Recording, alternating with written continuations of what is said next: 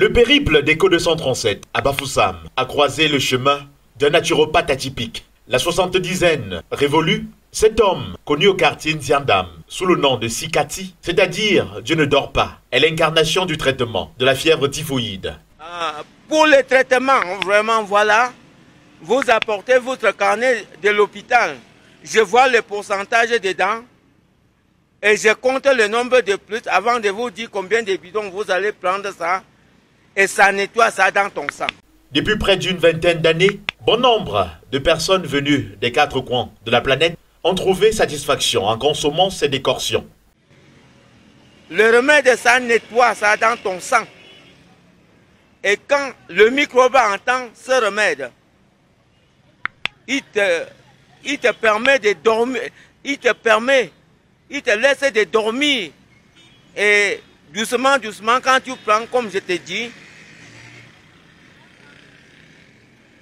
il doit nettoyer ça dans ton sang et la tranquillité revient.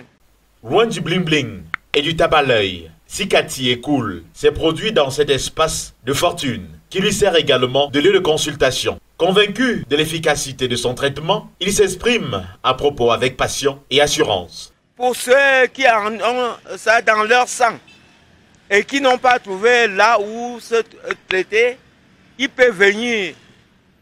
Je commence le traitement sur lui. Il part à l'hôpital, fait le contrôle pour voir ce que ça donne. Si seulement les nombreux malades de fièvre typhoïde pouvaient expérimenter ce traitement.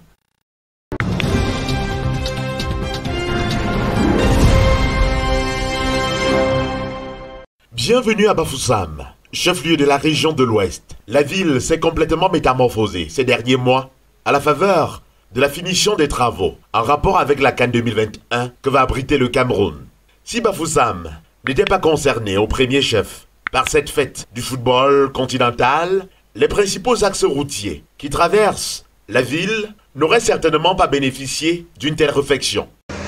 La route-ci, comme vous voyez, l'entrée de ville, est bon jusqu'au pont de Noun. Commencez par le Tombeur Badjuna. Ça descend au Sahel. Vraiment, ce que le gouvernement est en train de faire sur ça, si c'est partout la même chose, c'est qu'il y a le football. Parce que notre pays est maintenant très fier, très content, très bon. Et vraiment, tout ce que nous pouvons demander, nous demandons au bon Dieu qu'il nous fasse que notre pays soit tranquille. Au-delà de l'embellissement du centre urbain, qui fait l'unanimité, le taux d'agression et de criminalité est en régression. Par rapport juste aux routes qu'on a faites et les lampadaires qu'on a aménagés là, un peu, la ville est un peu éclairée et le vol d'accident, tout ça, c'est un peu passable pour le moment. Avant, moi je ne parvenais pas à travailler parce que les routes étaient mauvaises, mais aujourd'hui, si je parviens à travailler 7 000, 10 000, ce n'est pas petit. Oui, parlant de l'insécurité à Bafoussam, selon ma petite vision, ça a un peu changé. Oui, alors le niveau, ça a un peu changé. Et dernièrement, on était le maire même de Bafoussam Premier a été victime chez lui-même à sa résidence. Mais selon moi, pour le moment, je crois que surtout il y aura toujours beaucoup à faire, mais selon moi, ça a quand même un peu changé. On se souvient, il y a quelques semaines, le maire de Bafoussam 3e avait été victime d'une agression à son domicile. Bien avant, Bafoussam a souvent été au centre de nombreux crimes rituels, viols et braquages. Avec l'aménagement de l'éclairage et des voies d'accès, même les populations des quartiers difficiles seront de moins en moins terrorisées. Il faudra, dans l'urgence, trouver des solutions aux préoccupations des populations débordées par le vécu quotidien. Non, rien ne se passe bien, papa, tout est cher. Les œufs qu'on prenait avant à 18 000 et aujourd'hui à 22 000. Tu vois que les sacs de riz de 14 000 et aujourd'hui à 23 000, ça ne sert à rien. On souffre franchement au Cameroun. C'est un monde de souffrance. Vraiment, rien ne bouge, rien.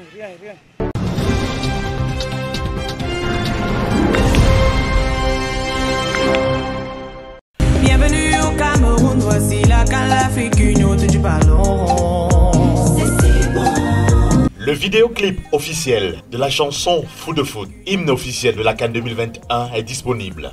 La cérémonie de présentation de ce chef-d'œuvre, couplé au lancement de la grande parade de Mola, la mascotte de la CAN, a eu lieu ce 9 décembre à l'esplanade du Palais des Sports de Yaoundé, en présence du ministre des Sports, président du COCAN, des personnalités du milieu sportif, de nombreux membres du gouvernement et des curieux venus célébrer le riche potentiel culturel que regorge le Cameroun.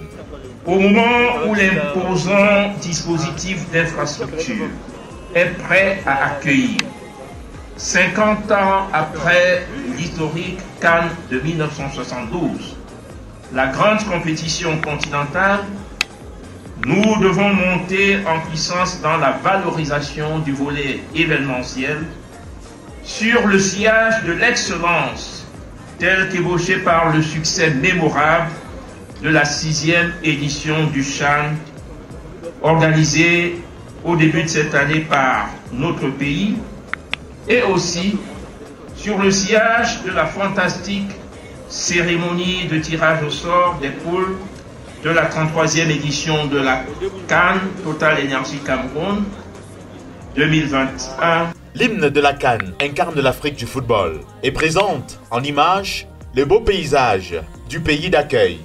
Il va sans dire que le do, ré, mi, fa, sol, la, si fait bien chorus avec le football.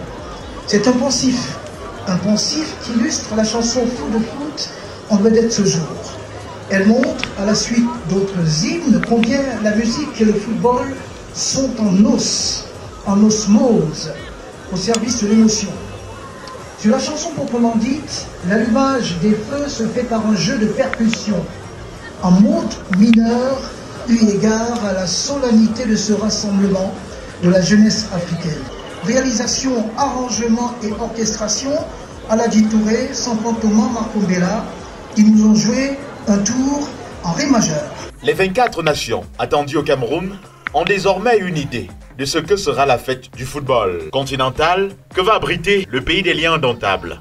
L'arrivée de Mola sur le site des festivités marquait ainsi le début de la grande parade de la mascotte de la CAN 2021. D'abord dans les rues de la capitale, ensuite le cortège va s'ébranler à travers les 10 régions du Cameroun.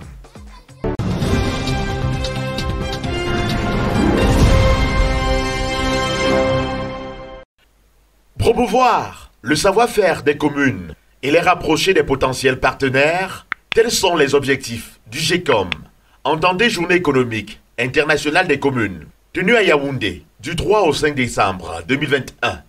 Cela s'entend que la décentralisation que prône le président de la République, son Excellence M. Paul Biya, n'est pas simplement un slogan ou un discours, mais une réalité.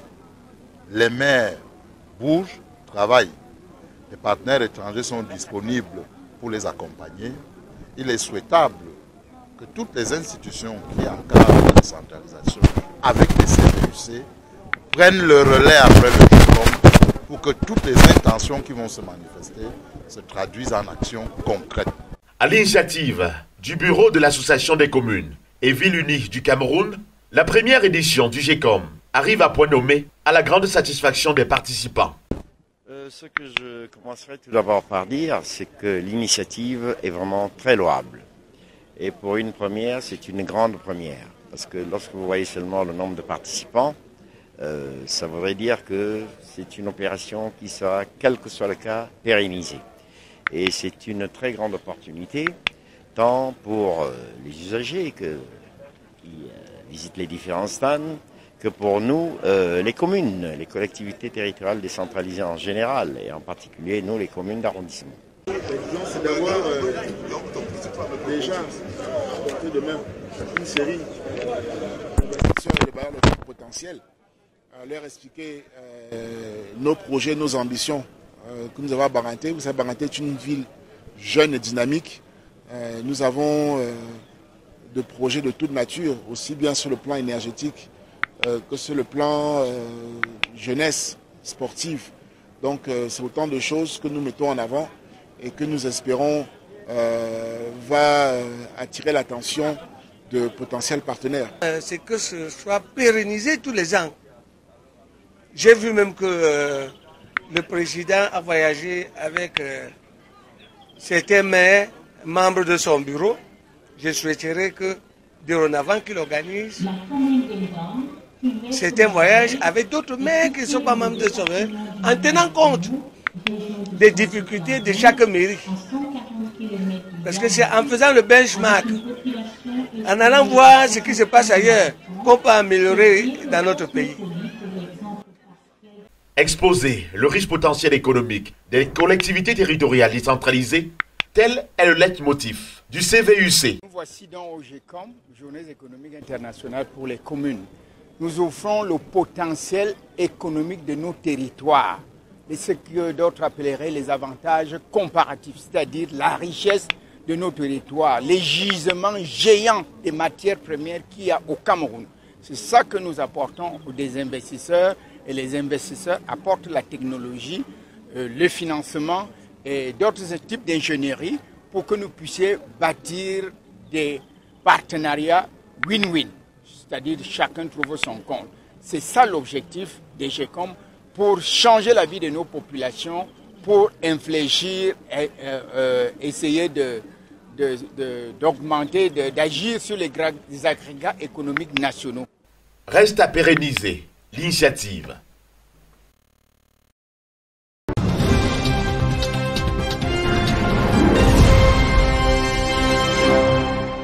Face à la rareté du poisson et à l'augmentation des prix sur le marché, Congelcam accuse le gouvernement.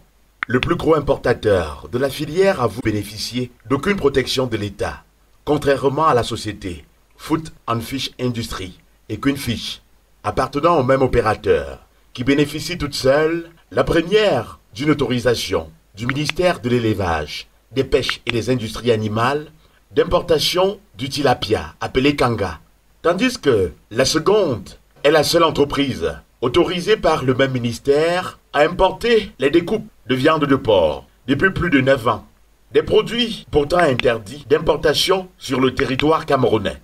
Au cours d'un point de presse tenu à Douala en début de semaine, le porte-parole de Congelcam a fustigé ce qu'il appelle acharnement des pouvoirs publics contre cette structure dont les points de vente font régulièrement et abusivement l'objet des scellés, dénonçant au passage les contrôles exagérés et les redressements fiscaux abusifs auxquels l'entreprise est confrontée, malgré le fait qu'elle paye plus d'impôts que tous ses concurrents réunis.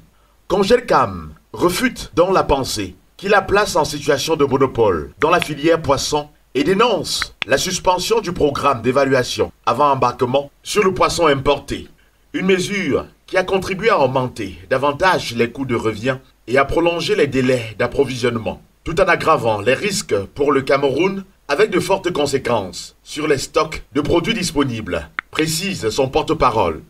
En 2020, le Minepia a autorisé Congelcam à importer 150 000 tonnes de poissons, toutes variétés confondues, une quantité largement inférieure aux 181 678 tonnes de poissons importés par le Cameroun en 2017, selon les statistiques de l'Institut national de la statistique.